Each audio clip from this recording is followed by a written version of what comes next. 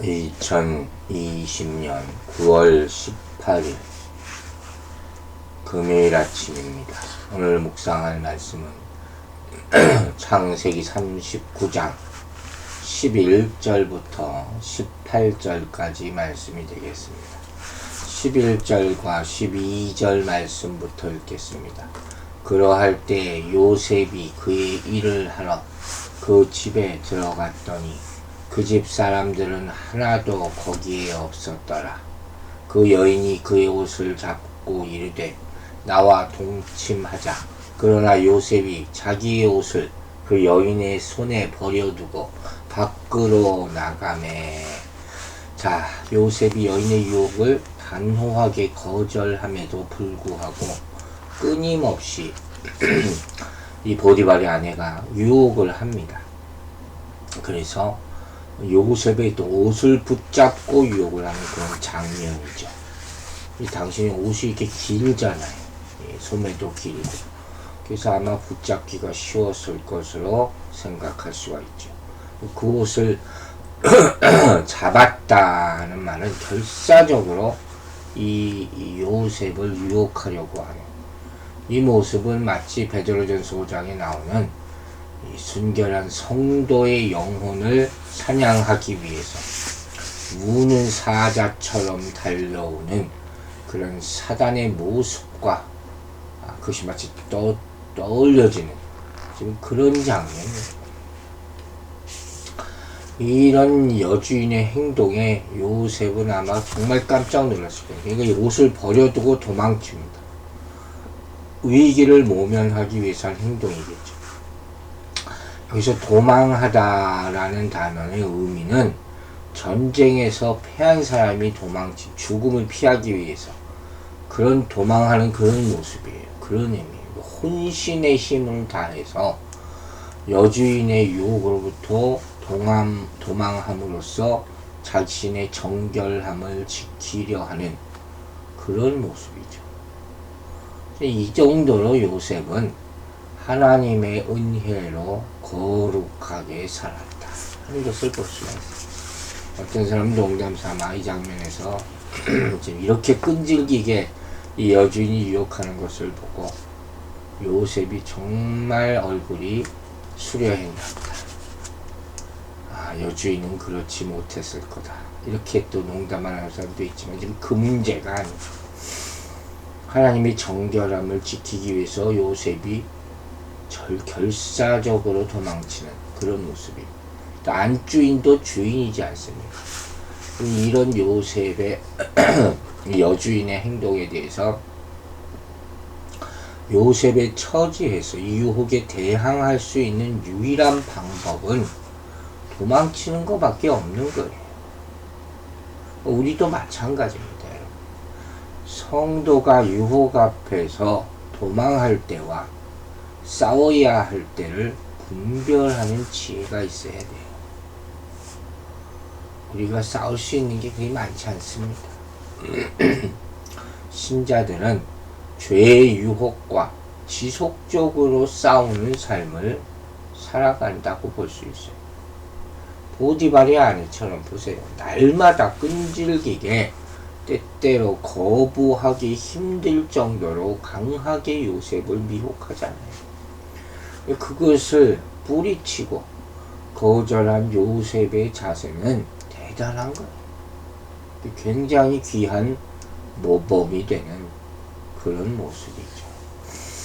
그러나 그가 혼자 이렇게 할 수 있겠습니까? 하나님이 그와 함께 하신다. 우리 이미 봤잖아요. 바로 그것이죠.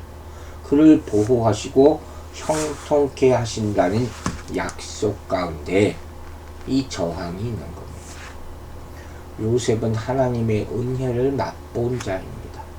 하나님을 알고 그분의 함께 하심을 통해서 거룩하심의 능력을 받은 것이에요. 이것이 바로 거룩함의 비결인 줄로 믿으시기 바랍니다. 자, 야곱의 인생에는 염소가 중요한 역할을 하죠. 요셉의 인생에는 옷이 중요한 요소로 등장합니다. 요셉의 형들은 요셉의 옷을 억지로 벗겼고 그 결과 요셉은 노예로 팔려갑니다. 요셉은 보디발의 아내 때문에 그의 옷을 스스로 벗겨버리고 그 결과 옥에 갇히게 됩니다. 이 옷이라는 것이 굉장히 중요한 의미가 있죠. 자, 13절입니다. 그 여인이 요셉이 그의 옷을 자기 손에 버려두고 도망하여 나감을 보고, 자기 손에서 이제 떠났어요. 장중에 하는 말 자주 쓰잖아요. 요셉의 운명이 그녀의 손아귀에 쥐어져 있는 것을 암시하는 것이죠. 근데 거기서 도망쳐 나갔어요. 아주 욕망으로 불타오르던 보디발의 아내가 자신의 유혹이 실패로 끝나게 되지 어떻겠습니까? 얼마나 치욕스럽겠습니까? 부끄러웠겠습니까? 이것이 증오로 변하는 거예요. 이게 무서운 거죠. 그죠? 사랑이 증오로 변하면 그것만큼 무서운 게 없는 것이죠. 이렇게 죄악된 사랑을 한 예가 있죠. 바로 다말을 향한 암논의 사랑. 이것도 그렇죠. 악의 속성상 여러분, 죄악된 정욕이라는 것은 욕심을 채우면 채울수록 계속적인 쾌락의 관계가 돼요. 억제하고 이루지 못하면 무서운 증오의 관계로 변할 수가 있다는 거예요. 따라서 진실되고 순결한 사랑만이 오래도록 그 사랑의 본질을 유지할 수 있는 것이에요. 14절 15절 봅니다. 그 여인의 집 사람들을 불러서 그들에게 이르되 보라, 주인이 히브리 사람을 우리에게 데려다가 우리를 희롱하게 하는도다. 그가 나와 동침하고자 내게로 들어오므로 내가 크게 소리 질렀더니 그가 나의 소리 질러 부름을 듣고 그의 옷을 내게 버려두고 도망하여 나갔느니라 하고. 자, 보디발의 아내가 요셉에게 누명을 씌우죠. 요셉이 자신을 엿보이려 했다. 이렇게 뒤집어 씌우는 거예요. 증인도 아무도 없었어요. 그러니까 완전히 그녀가 원하는 대로 이렇게 호도하는 모습이죠. 근데 이렇게 표현한 것이 있어요. 그녀는 주인이 히브리 사람을 우리에게 데려다가 우리를 희롱하게 하는도다. 이렇게 말합니다.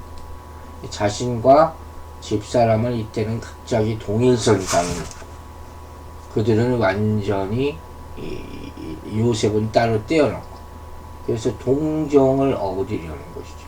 여기 히브리 사람이라는 표현이 나왔어요.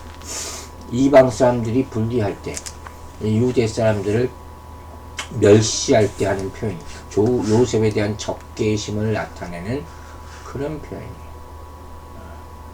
문제의 핵심을 다른 곳에 돌려서 자기 힘을 피하고자 하는 의도가 담겨져 있고, 또 히브리인에게 좋지 않은 인상을 가지고 있었던 애굽인들에게 극도의 반감을 불러일으키고 그죠? 히브리 사람 이렇게 안 부르고 요셉의 이름이 있는데 그 족속의 이름을 부르잖아요. 그래서 보디발의 아내는 자신의 남편에게 이 히브리 사람을 우리에게 데려왔다. 우리를 희롱하기 위해서 갑자기 한민족임을 강조하죠. 그래서 참 강교한 거예요. 또 평소 요셉이 젊은 나이에도 빨리 출세한 것에 시기심을 품고 있던 여타 다른 족속들 이들에게 동조감을 형성하고자 이런 것도 다 있죠. 음부의 간악성이라는 거예요. 희롱이다 하는 말은 이 보디발의 아내가 요셉이 자신에게 성적인 행위를 했다 이렇게 말하는 그런 내용이에요. 이 남편에게 책임을 지금 전가하기까지 하는 그런 장면입니다. 그리고 자신이 소리를 질렀더니 요셉이 도망했다. 모든 죄를 다 그에게 뒤집어 씌우는 교활한 모습이죠. 성경은 요셉이 자신의 옷을 그녀의 손에 버려뒀다, 이렇게 나타나 있어요. 그런데 그녀는 요셉이 그의 옷을 내게 버려두었다. 아다르고 다르다 그러죠. 말이 이런 거예요. 이렇게 남을 모아 많은 사람들이 세상에 너무 많죠. 16절입니다. 그의 옷을 곁에 두고 자기 주인이 집으로 돌아오기를 기다려. 보디발의 아내는 요셉이 버리고 간 옷을 곁에 두고 그 남편이 돌아오기를 기다렸다가 다 이렇게 모함 말이죠. 요셉의 옷이 계속 이렇게 모함의 거짓 증거물로 이용당하는 것을 볼 수가 있어요. 앞에서도 얘기했지만 이 옷이라는 것은 일반적으로 지위나 계층, 또 직위 이런 것을 나타내잖아요. 신분, 신원 확인하는 겁니다.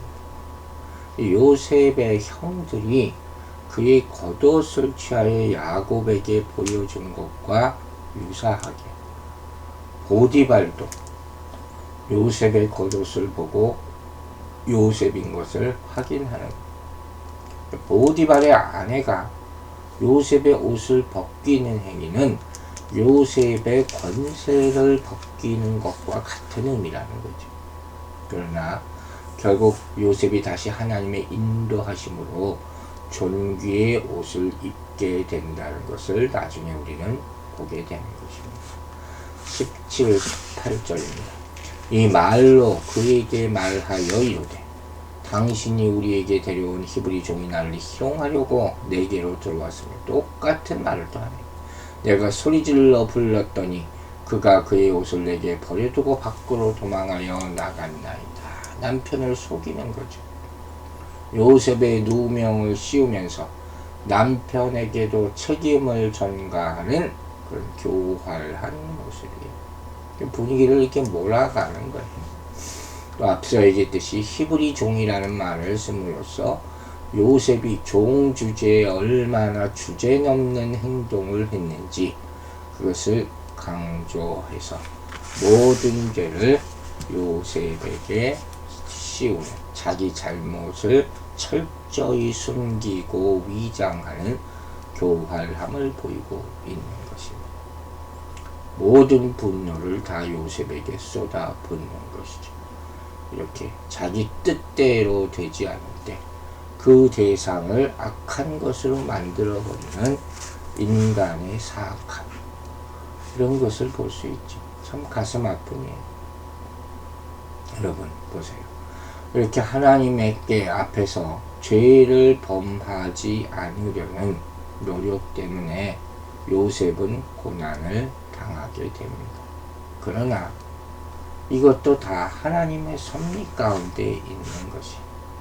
그러므로 우리는 고난이 닥쳐올 때 그것이 하나님의 손안에 있는 것임을 알고 오히려 담대해야 할 것입니다.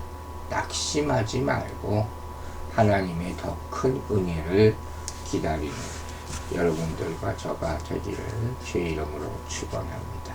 기도하겠습니다. 아버지 하나님, 오늘 우리는 본문을 통해서 이렇게 보디발의 아내의 악함을 보았습니다. 세상 사람들은 남을 이렇게 모함하고 악한 일을 행하는 때가 너무도 많습니다. 교회 안에서도 이런 행하는 자들이 다 물러나고 하나님의 심판받아 정신을 차리게 하여 주시옵소서. 그리고 이 모함과 악한 일을 당함에도 불구하고 낙담하고 인생을 포기하지 않도록 하나님의 계획 가운데 우리 인생이 있다는 것을 잊지 말고 묵묵히 우리의 갈 길을 걸어가는 우리 모두가 되게 하여 주시옵소서. 감사드리며 예수 그리스도의 이름으로 기도했습니다. 아멘.